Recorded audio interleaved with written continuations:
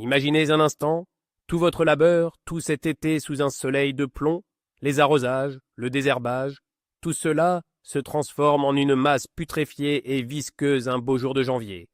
Frustrant, n'est-ce pas? Et pourtant tout cela peut être évité. La plupart des jardiniers sont convaincus que la tâche principale est de cultiver de bonnes récoltes. Mais en réalité, ce n'est que la moitié du chemin. Aujourd'hui, nous allons décortiquer cette erreur fatale qui vous prive de vos précieuses réserves hivernales. Et je vous promets que vous ne verrez plus votre cave de la même manière. Ce n'est pas qu'un simple recueil de conseils, c'est une véritable philosophie que nos ancêtres comprenaient intuitivement. Ils savaient que la bataille pour les récoltes ne s'arrêtait pas au potager. Pour eux, la cave n'était pas un simple entrepôt, mais plutôt un hôpital pour légumes, où chacun nécessitait des soins particuliers. Nous, avec nos vies trépidantes et l'accès facile au supermarché, avons oublié ces règles simples mais vitales. Retrouvons ensemble cette sagesse perdue. Alors, commençons par la toute première, et peut-être la plus cruciale, erreur que tout le monde commet. Vous pensez que la bataille pour la récolte se termine une fois que vous avez déterré la dernière pomme de terre? Détrompez-vous. C'est précisément à ce moment-là que commence la phase la plus critique. Tout ne débute pas à la cave, mais directement au jardin. Votre cave n'est pas une pièce magique capable de corriger toutes les imperfections. Elle ne fait que conserver ce que vous y avez apporté, et si vous y avez apporté des problèmes, attendez-vous à une catastrophe au printemps. Voilà pourquoi la règle numéro 1, choisissez le bon jour pour la récolte. Ce doit être une journée sèche et ensoleillée, idéalement même un peu venteuse. Pourquoi est-ce si crucial? L'humidité est la principale alliée de la pourriture. En déterrant les légumes racines d'une terre humide et collante, vous les emballez littéralement dans un véritable nid à bactéries potentielles. Quant à la récolte sous la pluie, c'est presque signer l'arrêt de mort de vos réserves. Croyez-moi, il vaut mieux attendre quelques jours, laisser la terre sécher, que de passer tout l'hiver à jeter des légumes pourris. Bien, le jour de la récolte est donc arrêté. Parlons maintenant de la façon concrète de procéder.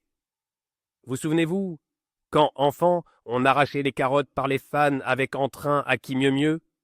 Ou qu'on secouait les pommiers à en faire pleuvoir les fruits par terre? Eh bien, oubliez ces méthodes, et ce, définitivement. Ce n'est pas une récolte, mais une détérioration méthodique de vos produits. Chaque choc d'une pomme sur le sol, chaque éraflure sur une pomme de terre causée par une bêche, chaque cassure d'une carotte, ce sont autant de portes grandes ouvertes pour les bactéries responsables de la pourriture. Elles sont à l'affût, n'attendant que leur heure pour passer à l'attaque. Imaginez que la peau d'un légume, c'est son armure. La moindre blessure, même infime et invisible à l'œil nu, devient un point d'entrée pour l'infection. Il faut donc agir avec une précision quasi chirurgicale. Pour les pommes de terre et les betteraves, mieux vaut les déterrer avec une fourche plutôt qu'une bêche. Vous minimiserez ainsi les risques de les abîmer. Les carottes, déterrez-les délicatement et sortez-les de terre plutôt que de les arracher violemment, au risque de briser leurs pointes fragiles. Quant aux pommes et aux poires, cueillez-les à la main, directement sur les branches, en conservant le pédoncule. Traitez votre récolte comme un trésor fragile. Ne la jetez pas brutalement dans un seau, ne la transvasez pas sans égard. La délicatesse et la minutie à cette étape sont votre meilleure garantie pour une longue et saine conservation. La récolte est enfin rentrée. Chaque fruit, chaque légume a été cueilli avec le plus grand soin. Vous contemplez vos paniers et vos caisses qui débordent et votre cœur se remplit de joie. On pourrait croire qu'il suffit de tout emporter, tel quel, directement à la cave. Halte là! C'est justement ici que vous attend un ennemi insidieux, la cupidité. La troisième étape, et non des moindres, est un tri impitoyable, total. C'est le moment d'activer votre âme de perfectionniste et d'éliminer sans hésitation tout ce qui suscite le moindre doute. Vous aurez peut-être du mal à vous séparer de cette carotte piscornue que vous avez involontairement entaillée avec votre bêche, ou de cette belle pomme avec une minuscule tache brune. Mais qu'est-ce que ça peut faire, vous dites-vous? Eh bien, voici ce qu'il va se passer. Cette minuscule tache, c'est déjà le signe d'un processus de pourriture amorcé. En plaçant un tel fruit parmi les spécimens sains, vous déposez une véritable bombe à retardement. La pourriture est extrêmement contagieuse. Tel un virus, elle se propagera d'un légume à l'autre, et d'ici 1 mois ou 2, au lieu de votre caisse de pommes de choix, vous ne trouverez qu'une masse gluante et nauséabonde. Le mot d'ordre est donc simple. Seuls les fruits et légumes parfaits seront destinés à la longue conservation. Absolument intacts, sans la moindre égratignure, bosse, tache ou signe de maladie. Tout ce qui présente le moindre défaut est mis de côté, dans une pile distincte. Attention, ces fruits et légumes ne doivent pas être jetés, ils doivent être consommés en priorité. C'est votre stock d'appoint pour les semaines à venir.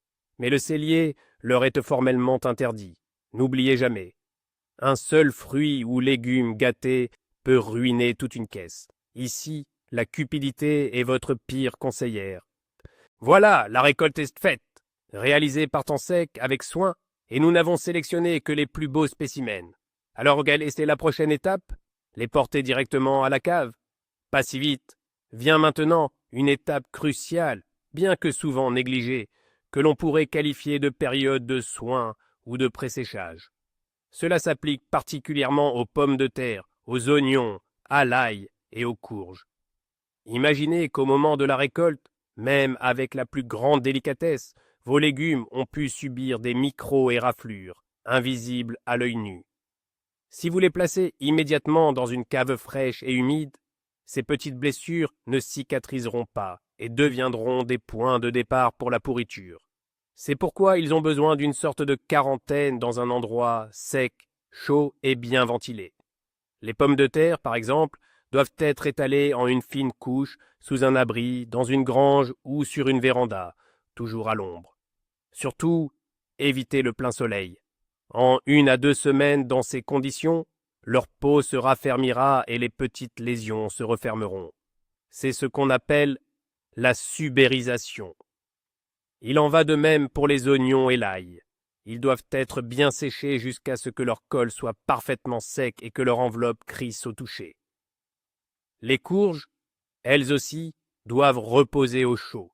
Leur pédoncule séchera et leur écorce durcira comme une carapace. Cette étape agit comme un véritable durcissement pour vos légumes. Elle les rend plus forts et plus résistants aux maladies, les préparant ainsi à une longue conservation en cave. En la négligeant, vous mettriez en stockage des produits affaiblis et donc plus vulnérables. Et maintenant, abordons un sujet très controversé et démystifions un mythe populaire qui suscite encore de vifs débats parmi les jardiniers. Faut-il laver ou non les légumes avant de les stocker pour l'hiver? Il semblerait logique de penser qu'il est peu hygiénique de ranger des légumes sales en à la cave et qu'il est préférable de les nettoyer. Nombreux sont ceux qui lavent soigneusement leurs pommes de terre et leurs carottes, les sèchent, puis les entreposent. Cela peut sembler juste, mais en réalité, c'est l'une des pires erreurs. La nature a tout prévu pour nous. La fine couche de terre qui reste sur les légumes racines après le séchage n'est pas simplement de la saleté. C'est une couche protectrice naturelle qui les préserve du dessèchement et de la pénétration des bactéries. Lorsque vous lavez méticuleusement les légumes, surtout à la brosse, non seulement vous enlevez cette protection, mais vous créez inévitablement de nombreuses micro-rayures sur leur peau. À travers ces dommages invisibles, l'humidité s'évapore plus rapidement et les microbes pénètrent beaucoup plus facilement. Bien sûr, il y a des exceptions. Certaines exploitations agricoles industrielles utilisent des systèmes de lavage et de traitement spéciaux. Mais à la maison, sans équipement spécifique, les légumes racines lavés sont pratiquement condamnés à se gâter rapidement. Retenez donc une règle simple, la terre sur vos pommes de terre n'est pas de la saleté, mais plutôt leur vêtement naturel pour l'hiver. Le maximum à faire, c'est de secouer délicatement la terre en surplus après le séchage, idéalement avec des gants. Et c'est tout. Ne vous créez pas de travail inutile et ne privez pas vos légumes de leur armure naturelle. Un autre point, qui peut sembler anodin au premier abord, est une coupe correcte. Mais comme on dit, le diable est dans les détails. La façon dont vous préparez vos légumes avant l'entreposage influe directement sur leur durée de conservation. Prenons l'exemple des courges, des citrouilles ou des pastèques. Beaucoup, en les coupant de la vigne, laissent une tige trop longue qui finit par se casser ou au contraire la coupent à ras. Dans les deux cas, C'est une erreur. Le pédoncule, ou comme on l'appelle communément, la queue, n'est pas qu'un simple ornement. C'est une sorte de bouchon qui scelle hermétiquement le fruit. Si vous le cassez, une plaie ouverte se forme à cet endroit, permettant aux spores de moisissure et aux bactéries de pénétrer instantanément à l'intérieur. Une telle courge ne se conservera pas longtemps. C'est pourquoi il faut toujours laisser un pédoncule d'une longueur de 5 à 7 cm. Il en va de même pour les carottes et les betteraves. Leurs fanes ne doivent pas être arrachées ou cassées à la main. Il faut les couper soigneusement avec un couteau bien aiguisé, en laissant de petits oignons d'environ 1 cm. Si vous tordez les fanes, une lésion se formera sur la partie supérieure de la racine, et celle-ci commencera rapidement à flétrir et à se gâter. En revanche, pour l'ail et les oignons, après séchage, il faut couper les tiges en laissant un col de 3 à 4 cm si vous les conservez dans des cagettes. Si vous prévoyez de tresser des tresses, il faut bien sûr laisser les tiges longues. Ces manipulations simples prennent peu de temps, mais prolongent considérablement la durée de vie de votre récolte. Eh bien, notre récolte est maintenant parfaitement ramassée, triée, séchée et préparée.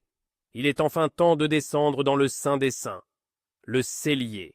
Et c'est là que les choses deviennent vraiment intéressantes. Car une cave n'est pas qu'un simple trou dans la terre, c'est un véritable écosystème avec ses propres règles. Et la règle d'or, c'est la température. Penser que tous les légumes ont besoin de la même température, c'est comme essayer de faire cohabiter un pingouin et une girafe dans la même pièce. Certains auront trop chaud, d'autres trop froid. Pour la plupart des légumes racines, comme les pommes de terre, les carottes, les betteraves et même pour le chou, la température idéale se situe entre plus 2 et plus 14 degrés Celsius. C'est une sorte d'anabiose où tous les processus vitaux sont ralentis au minimum et les légumes dorment en quelque sorte. En revanche, les courges, les courgettes et les pâtissons seraient très mal à l'aise dans un tel froid. Ils commenceraient à pourrir. Leur température de conservation idéale est de plus 10 à plus 13 degrés. Il vaut mieux les stocker non pas dans la cave elle-même, mais par exemple dans un garde-manger frais ou sous un lit dans une maison de campagne. L'oignon et l'ail n'apprécient pas non plus le grand froid. Ils sont à l'aise à une température proche de 0 ou au contraire dans un endroit sec et chaud à plus 18-20 degrés. C'est pourquoi, avant de tout entreposer dans la cave, pensez à y accrocher un thermomètre et à observer attentivement la température. Comprendre ces différences est la clé pour que chaque légume se sente à l'aise et survive en parfait état jusqu'au printemps. Si la température est le roi de la conservation, l'humidité en est, sans aucun doute, la reine. Et cette reine peut être très capricieuse.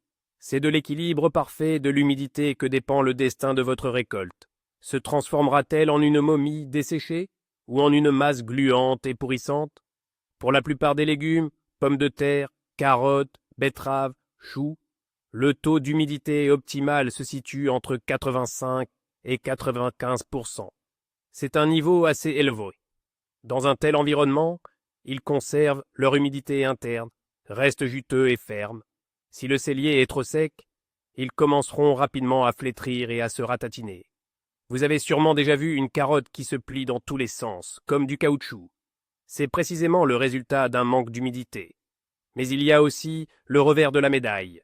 Si l'humidité dépasse 95% et frôle les 100%, de la condensation commencera à se former sur les murs, le plafond et les légumes eux-mêmes. Et ces gouttelettes d'eau sont un milieu idéal pour le développement de la moisissure et de la pourriture. En revanche, les oignons, l'ail et les courges sont de véritables ascètes. Ils préfèrent un air plus sec, autour de 60-70%. Dans un environnement humide, ils pourrissent instantanément. Alors, comment faire? Premièrement, procurez-vous absolument un hygromètre, un appareil qui mesure l'humidité. C'est un investissement peu coûteux mais crucial. Deuxièmement, apprenez à réguler l'humidité. S'il fait trop sec, vous pouvez placer des seaux d'eau dans le cellier ou suspendre des chiffons mouillés. S'il fait trop humide, une bonne aération aidera, de même que des caisses de sel, de cendre ou de chaux qui absorbent très bien l'excès d'humidité. Gérer l'humidité est un art subtil, et en le maîtrisant, vous conserverez votre récolte en parfait état. Le facteur important suivant, souvent oublié, est la lumière. On pourrait se dire, quelle importance qu'il fasse clair ou non dans la cave, si on n'y va qu'une fois par semaine? Pourtant, la différence est immense, et c'est particulièrement crucial pour les pommes de terre. À la lumière, des processus chimiques très indésirables commencent à se produire dans les tubercules de pommes de terre. Premièrement, elles commencent à verdir. C'est un signe certain que de la chlorophylle y est activement produite. La chlorophylle en elle-même est inoffensive, mais son apparition est un signal d'alerte. Car simultanément, une substance toxique s'accumule dans les tubercules, la solanine. La solanine est une toxine naturelle que la plante utilise pour se défendre contre les parasites. En petite quantité, elle est toujours présente dans la pomme de terre, mais exposée à la lumière, sa concentration augmente fortement, surtout dans la peau et les germes. Consommer des pommes de terre ainsi verdies peut provoquer une grave intoxication. Par conséquent, la règle d'or pour les pommes de terre est la suivante. L'obscurité absolue et totale. Elles doivent être conservées dans des caisses ou des sacs opaques qui ne laissent pas passer la lumière.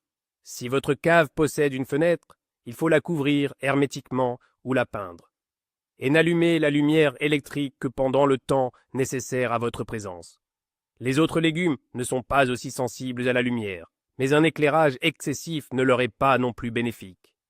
L'obscurité aide à ralentir tous les processus, y compris la germination.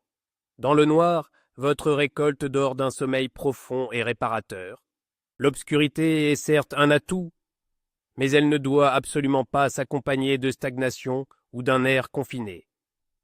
Imaginez une pièce bondée, fenêtres et portes hermétiquement closes. Très vite, la respiration deviendrait difficile, l'air lourd, humide et vicié. C'est exactement le même phénomène qui se produit dans votre cave. Les légumes sont des organismes vivants. Ils respirent, et en respirant, ils libèrent de l'humidité, du dioxyde de carbone et de la chaleur. Sans une bonne circulation de l'air, toute cette humidité se dépose sur les fruits et légumes, créant un environnement idéal pour le développement des moisissures. Une concentration élevée en dioxyde de carbone, quant à elle, accélérera leur détérioration. C'est pourquoi la ventilation est le poumon de votre cave. Elle est absolument indispensable.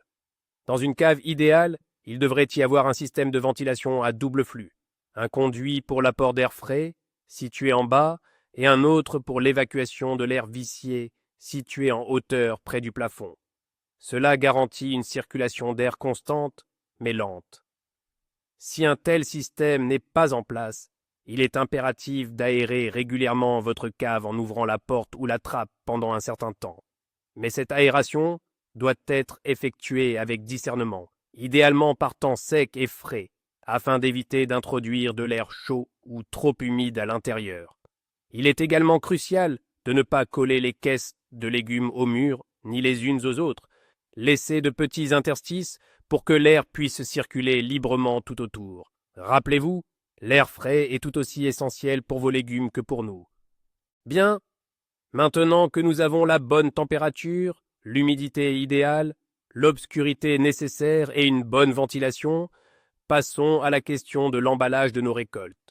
Le choix du contenant est loin d'être un détail anodin, contrairement à ce que l'on pourrait penser de prime abord. Pourtant, beaucoup, par habitude ou par souci d'économie, se contentent d'utiliser ce qu'ils ont sous la main, de vieux seaux en plastique, des sacs en toile épais, comme ceux de sucre, ou des bacs en plastique pleins et non perforés. Et c'est une grave erreur.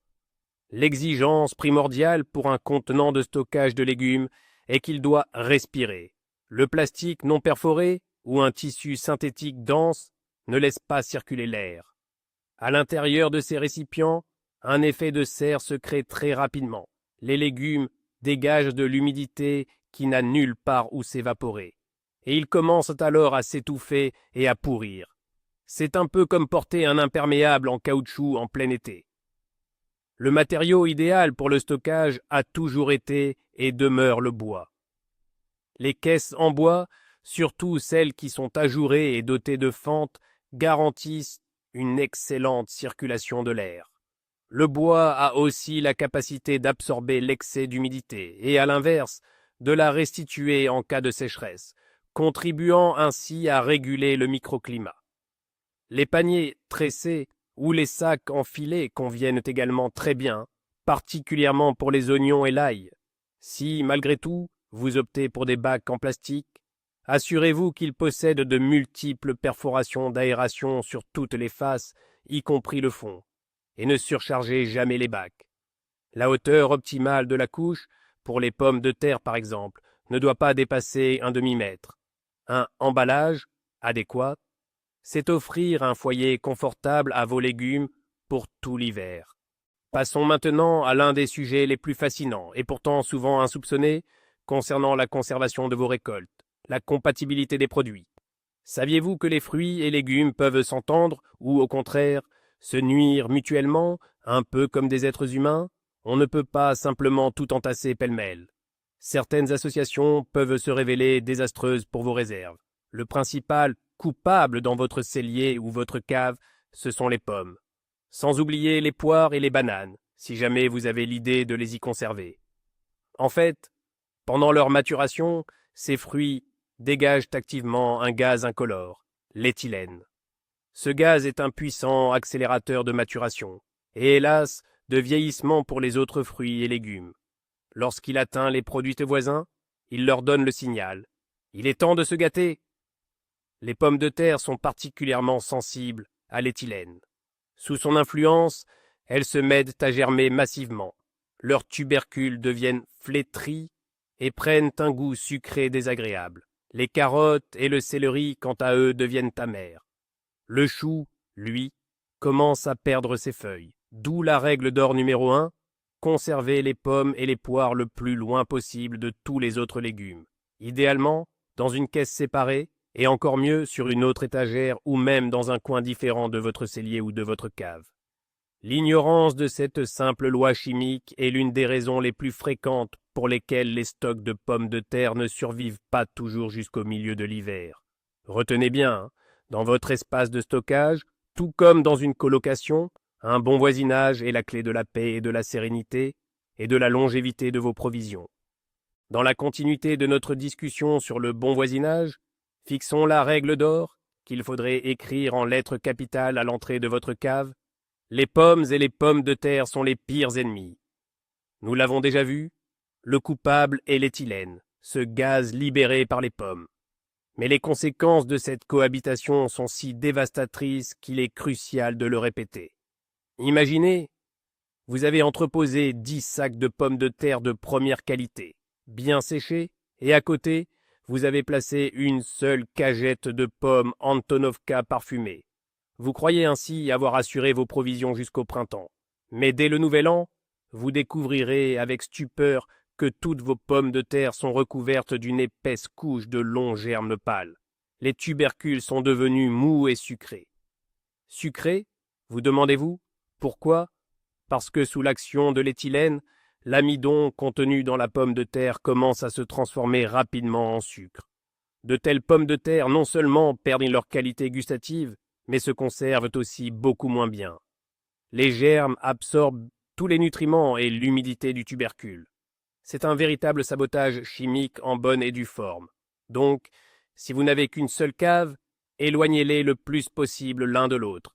Si possible, entreposez les pommes dans une autre pièce, ou utilisez une astuce. Emballez les pommes dans des sacs en plastique perforés pour la ventilation. Cela diminuera significativement la concentration d'éthylène dans l'air. Retenez bien ce duo incompatible, et vous sauverez une grande partie de votre récolte de pommes de terre. Un autre duo qui ne fait absolument pas bon ménage dans votre cave, c'est celui de l'oignon et de la pomme de terre. À première vue, on pourrait se dire « qu'est-ce qui pourrait bien mal tourner ?»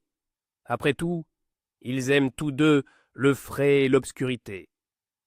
Mais là où le bas blesse, ce sont leurs exigences radicalement différentes en matière d'humidité.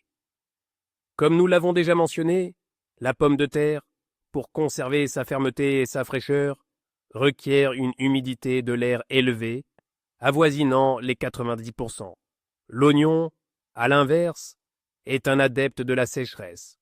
Pour lui, une humidité relative de 60 à 70% est idéale.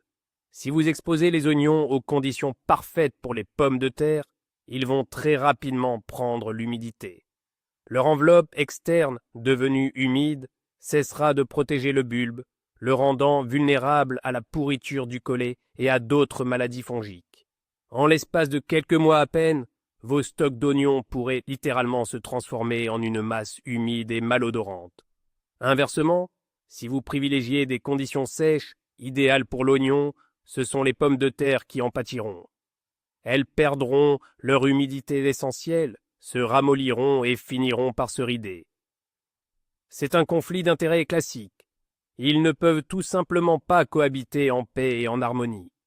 Il est donc impératif de les éloigner le plus possible l'un de l'autre.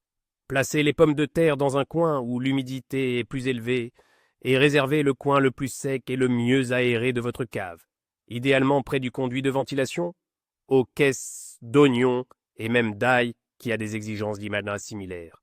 N'essayez surtout pas de trouver un compromis. Les deux y perdraient inévitablement. Bon, les ennemis, c'est réglé. Mais qu'en est-il des amis? Y a-t-il des méthodes pour offrir à nos légumes un microclimat idéal où ils se sentiraient vraiment à l'aise? Absolument. Et c'est là que les bonnes vieilles astuces de nos aïeux, éprouvées par le temps, nous sont d'un grand secours. L'une des plus efficaces consiste à conserver les légumes racines, notamment les carottes et les betteraves, dans du sable. Pourquoi cela fonctionne-t-il si bien? Le sable de rivière, propre et sec, est un matériau unique. Premièrement, il isole chaque légume racine l'un de l'autre. Même si l'un d'eux commence à pourrir, la pourriture ne se propagera pas aux voisins.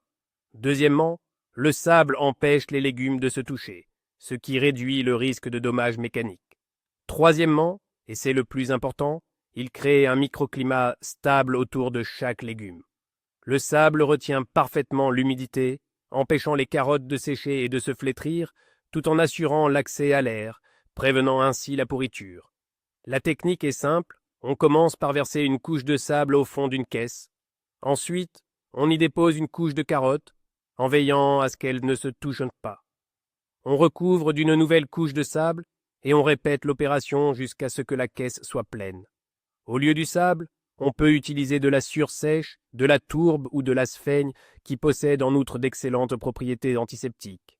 C'est un peu plus laborieux que de simplement verser les carottes en vrac dans une caisse, mais le résultat vous surprendra. Les carottes, blotties dans leur couverture de sable, resteront croquantes et juteuses jusqu'au printemps. Mais alors, comment conserver le chou?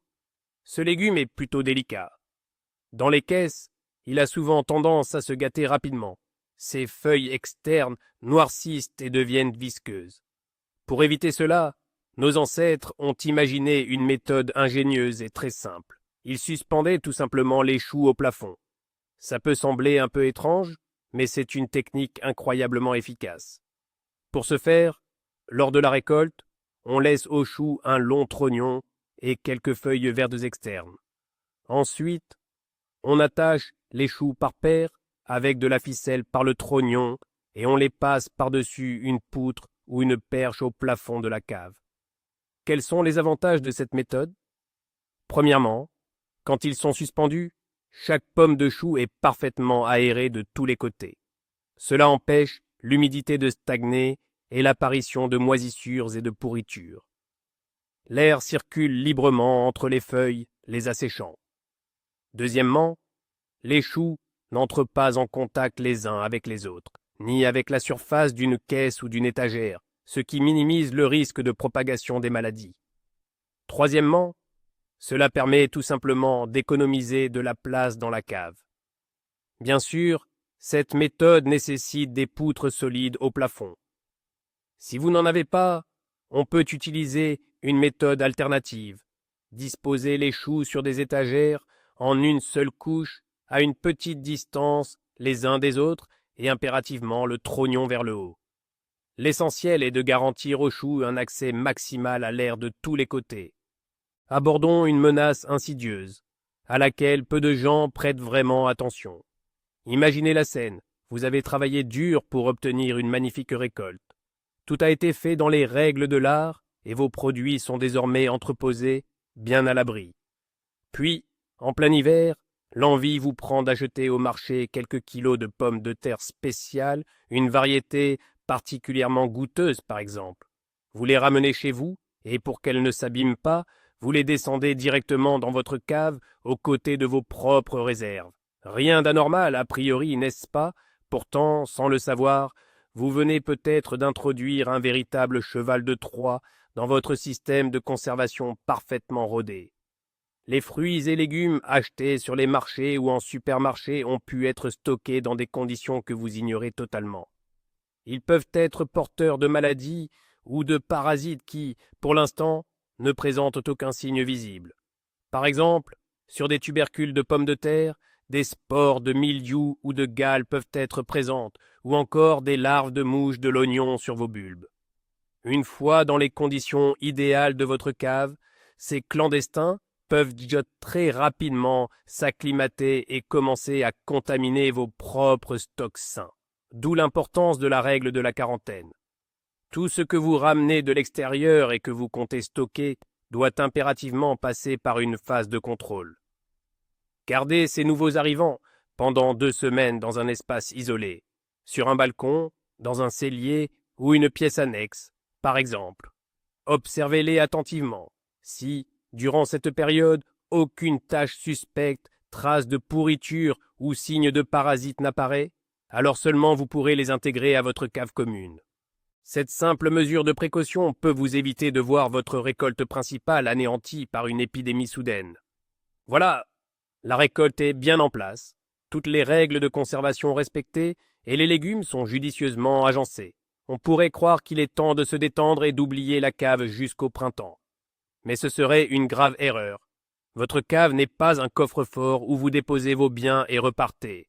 C'est plutôt une unité de soins intensifs où des patients nécessitent une surveillance constante.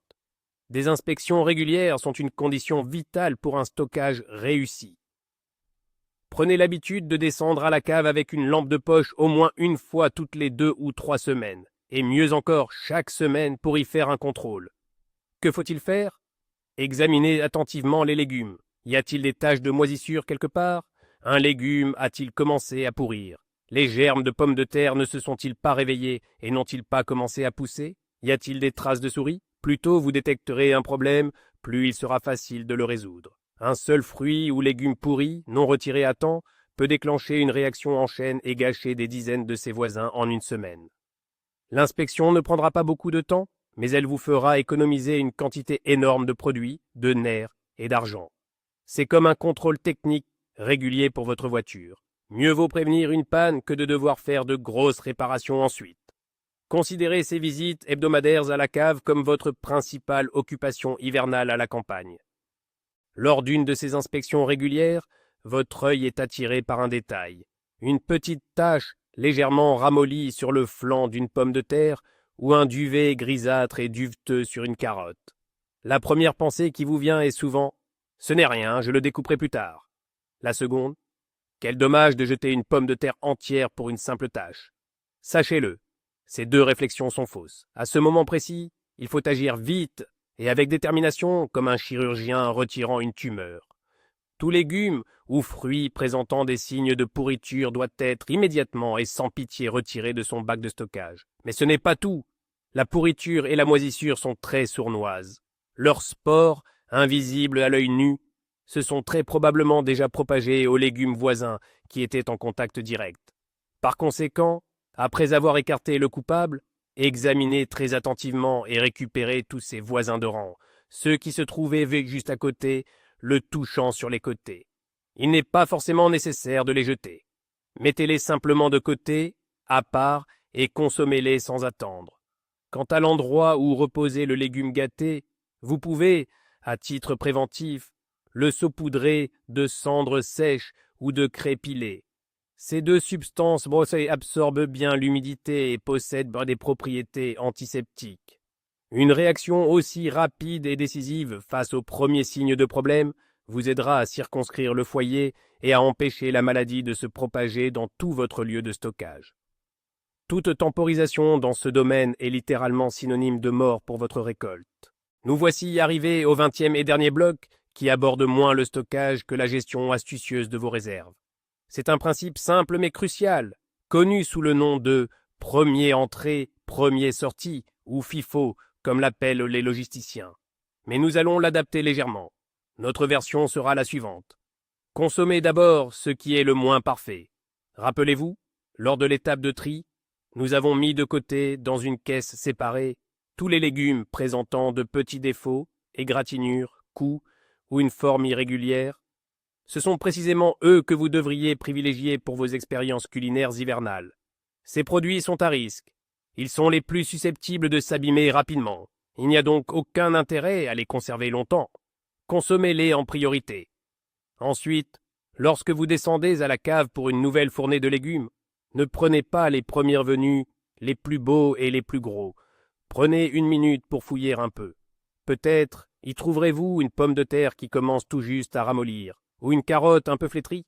C'est précisément cela que vous devez ramener à la cuisine. Cette approche vous permettra de faire une rotation constante de vos stocks, en éliminant à temps les bémillons faibles de votre réserve et en ne conservant plus longtemps que les spécimens les plus robustes et sains. C'est une habitude très simple qui vous aidera à minimiser les pertes et à utiliser votre récolte avec une efficacité maximale, jusqu'au dernier légume. Quelle est donc la plus grande, la pire erreur qui ruine toute une récolte? Ce n'est ni une mauvaise température, ni même l'humidité. Le plus gros échec, c'est de croire qu'une fois la récolte rentrée, le travail est terminé. Et c'est là que tout bascule.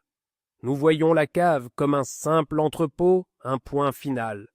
Alors qu'en réalité, la récolte n'est pas la ligne d'arrivée, mais le coup de pistolet du départ dans la course à la conservation. En réalisant cela, vous changez toute votre approche.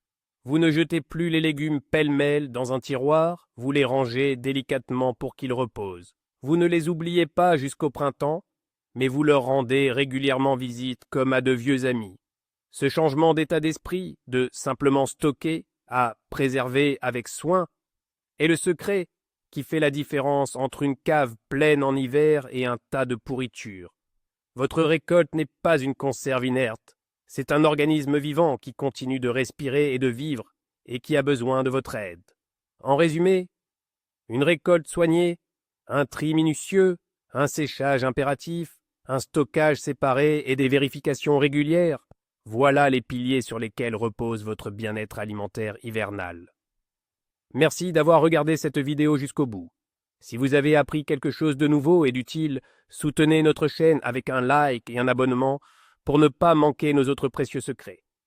Et maintenant, une question pour vous. Quelle erreur de conservation de récolte vous a coûté le plus cher? Ou peut-être avez-vous votre propre secret de famille, testé et approuvé au fil des ans? Partagez votre expérience en commentaire, apprenons les uns des autres